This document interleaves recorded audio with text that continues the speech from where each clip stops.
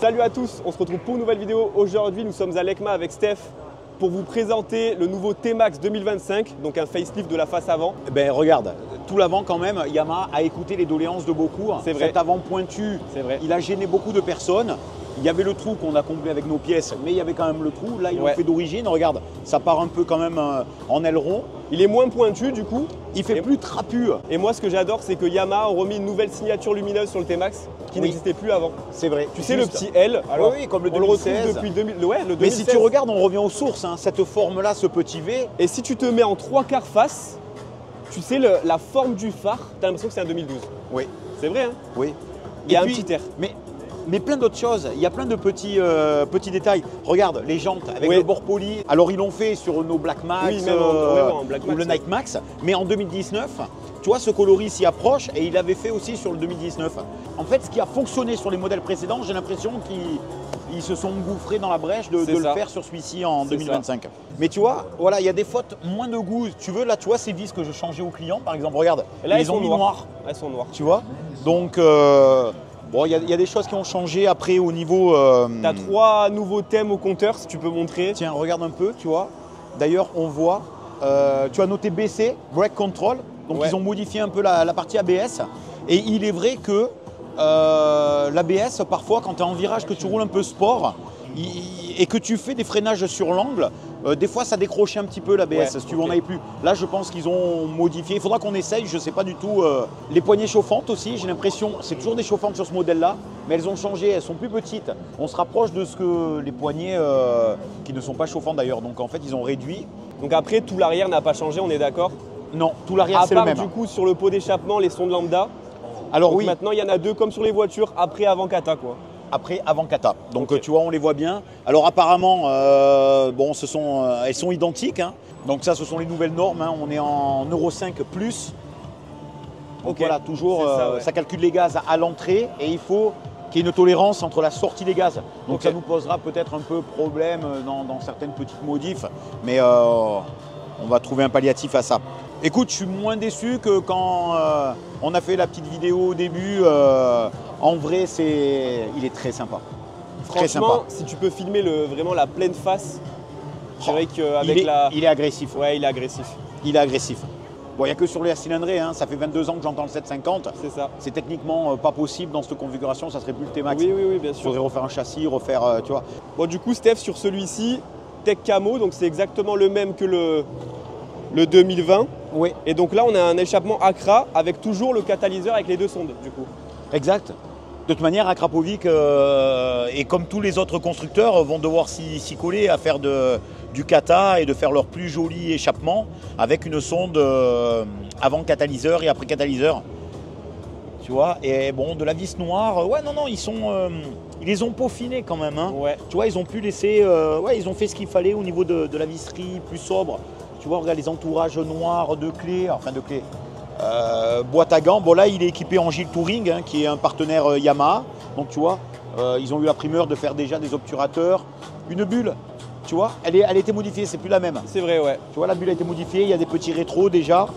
Les protections, ce qu'on retrouve en compétition, là, les ProGuard. À part celui-là, je reproche à Yamaha quand même les couleurs très sombres à chaque fois. Regarde, lui, le bleu, bon, du coup, on le connaît déjà. Ouais.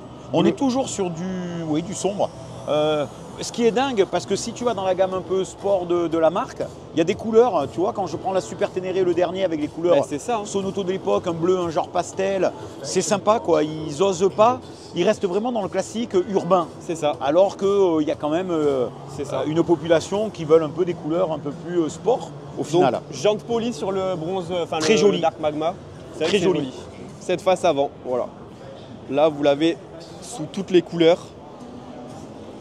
Moi, j'adore la signature lumineuse. C'est vrai que c'est ce qui manquait à l'ancien. Et alors, en termes de tarifs, beaucoup disaient que ça allait changer. Ouais, le T-Max à 20 000, tout ça, non, au final, on est toujours dans les clous de ce qui s'est fait les années précédentes. Ouais, concernant le tarif, ça n'a pas changé. Et il a même baissé parce qu'il me semble que c'est C'était pas 16 000 €? Je me rappelle plus, tu sais, avec les frais de mise en circulation, tout ça, moi je regarde toujours ça. Enfin bon, je regarde là, pas le prix brut. Après, c'est vrai que voilà, on est dans des prix de maxi scoot, de qualité et de luxe. Hein. Ouais, c'est ça. Mais regardez qui je vois à Milan, Adrien. Eh bien écoute, on en profite, on l'a pris au vol. Ouais. Adrien, je sais que bon, les T-Max, mais bon quand même, qu'est-ce que tu en penses? Tu avais vu le mien, donc le 2024. Ouais. Et la nouveauté, ça te plaît quand même? Ça, c'est le nouveau. Et c'est le nouveau. D'accord. C'est le 2025. Bah, tu as quand même l'impression qu'ils essaient de faire en sorte que ça ressemble de plus en plus à une moto. Tu sais, tous les ans, je trouve que tu vois, ça a de plus en plus des formes sportives. Mais tu vois, c'est bien d'avoir. Tu vois, léger. Ok. Ah ben, tu vois, c'est bien d'avoir un autre œil au final. Tu vois, je t'ai pris au vol. Tu te dis, c'est un carénage comme ça sur un gros trail, ça ne choquerait pas quoi. Ça te choquerait pas. Non. Ok. Et nous, c'est tout le reste autour, moi, qui me choque un peu. Hein. Ouais, mais alors tu vois, moi, je vais quand même t'en parler, parce que je sais qu'il y a quand même des divisions entre eux, alors que bon, on est tous passionnés malgré tout. Oui, mais tu vois, moi, les motos, quand je passe sur la MT-09, que je vois aujourd'hui, il n'y a plus de sélecteur de vitesse sur la traceur, et je me dis, moi, c'est l'inverse que je pense. Ouais. Tu vois, je me dis quand même, malgré tout, le côté pratique du scooter, on commence à l'amener à la moto. Ah bah oui, clairement. Tu vois, clairement, parce qu'ils arrivent à avoir des trucs vraiment technologiques où tu conserves quand même du plaisir de rouler, du passage de vitesse avec le YAMT. C'est ça. Mais sans la contrainte de l'embrayage. Après, on a regardé les motos de sport. Ils l'ont pas fait ni sur la R1, ni sur la R9. Ni, voilà, tu vois, c'est vraiment sur la traceur, le gars qui fait de la longue route. Mais on a dit quand même, ils ont enlevé le sélecteur. Donc, tu vois, quand même, il y aura des possesseurs qui vont se dire, oh, on en a marre un peu de passer la boîte manuelle. Quoi. Oui. Après, toi, ça te ferait pareil. C'est qu'il te manque quand même un truc quand tu n'as pas la gestion de l'embrayage sur une moto. Tu vois, moi, sur une moto, ça me manquerait par contre. Voilà, c'est ça. Et puis, il doit y avoir un temps de réaction peut-être qui n'est pas encore au point non plus pour que ce soit vraiment sport. En passage de vitesse, ça va vite quand même. Ça va vite, ouais. Franchement, tu vois, c'est bien. Fait. Parce que moi, j'en ai jamais essayé de ces motos justement modernes. Ça va vite. Oui. T'as pas vraiment cette perte, t'as la coupure et. Non, ils ont essayé de rendre ça sportif. Le problème, moi, le truc qui m'a juste manqué, c'est pour les glisses. Et le fait de ne pas avoir l'embrayage, du coup, tu peux plus glisser. D'accord. Donc tu peux encore faire des roues arrière au moteur parce qu'il y a assez de puissance pour qu'elle capte sans sirette. Mais par contre, de pouvoir gérer précisément quand est-ce que toi, tu le sens rapport passe, quand est-ce qu'il rentre et tout. D'accord. Donc toi qui arrives vite dans une courbe et qui manipule, qui accède dans le super motard, tout ça, et qui roule sur des grosses, quand tu as ton entrée en virage, là, tu as vraiment un choc technique. Ouais. D'accord. Ah ben tu vois, c'est bien, ça je savais pas. C'est le seul truc qui m'a manqué, mais après, oui, c'est... tu vois, pour moi, c'est enrichissant pour le néophyte, vraiment de le savoir, ça, quand même. Ah, génial. Et du coup, ça fait combien de chevaux, maintenant? Oh non, et voilà, il rentre dans la moto. Pareil. Ils ont parlé, Non, on est toujours pareil. Ils n'ont pas évolué le moteur, figure-toi. Ouais. On est sur une norme Euro 5+. On arrive dans les normes. Ouais. Après, dans la moto, tu le connais, il y a 2 lambda. Une à l'entrée, il y a le catalyseur et une à l'après. Donc, c'est de plus en plus, malgré tout, aseptisé, quoi. Non, on est toujours sur les 50 chevaux DIN, constructeur. Donc, on doit faire du 40 chevaux à la roue arrière max. Non, c'est vraiment le citadin. On va se débrouiller, ouais. Bon, merci encore pour ton temps, Adrien, et vraiment le plaisir. T'as vu, regarde, il n'y a pas de sélecteur de vitesse sur cette moto. Les motards qui n'aiment pas les scooters, au final, bientôt ils vont râler parce qu'ils vont se dire putain, on y vient. Ouais, mais il n'y a toujours pas de coffre quand même. Regarde, il n'y a rien. Regarde le petit poussoir là. Il n'y a plus rien, il y a des palettes maintenant. Ah, c'est comme génial. Sur les voitures. Mais tu te rends compte l'efficacité? Ah ben c'est sûr, hein. Il leur manque plus qu'un coffre et c'est des vrais scooters ces petites motos là. Mais bien sûr, tous les motards qui critiquent les baignoires, vous y venez aux baignoires. Steph, c'est quoi cet engin là? Écoute, c'est mon pote Marvin avec qui j'ai couru en Malossie il y a longtemps. Il nous a fait un dragster. Écoute, je trouve ça génial. Il est magnifique. Il est magnifique, tu vois. Il a fabriqué carrément le cadre, style Ducati, un peu comme on avait fait certains. Il a mis un petit réservoir. Ouais. Regarde, il a mis une petite fourche, il a fabriqué l'été, des petites roues qui ressemblent d'ailleurs vachement au T-Max, mais un peu comme les dragsters, vraiment petites, un seul disque. Tu vois, les rallonges, donc vraiment tu as compris que la position c'est vraiment du drag. Bon, la roue de T-Max qu'on connaît, mais avec un petit pneu pincé. Mais alors, quelque chose d'exceptionnel, c'est toujours ce carter Reveno qui est très beau avec son embrayage à sec. Ouais. Donc, tu vois, la marque Reveno, carter taillé dans un bloc d'aluminium. Et regarde, il a mis ça en pneumatique.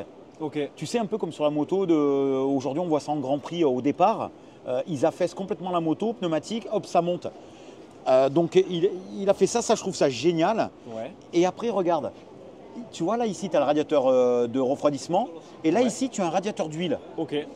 Et regarde, il est pris ici. Tu vois, c'est une pièce qui se prend ici entre le filtre à huile et entre le carter moteur.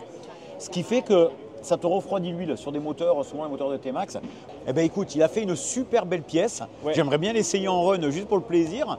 Mais regarde cette petite coque de moto, tu vois, un échappement fait sur mesure. À part le moteur, c'est plus un T-Max. Hein. Mais carrément pas, non mais carrément pas.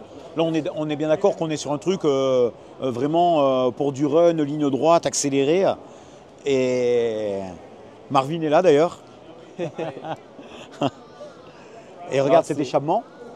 Donc tu vois, Agico, regarde ça, les soudures fantastiques.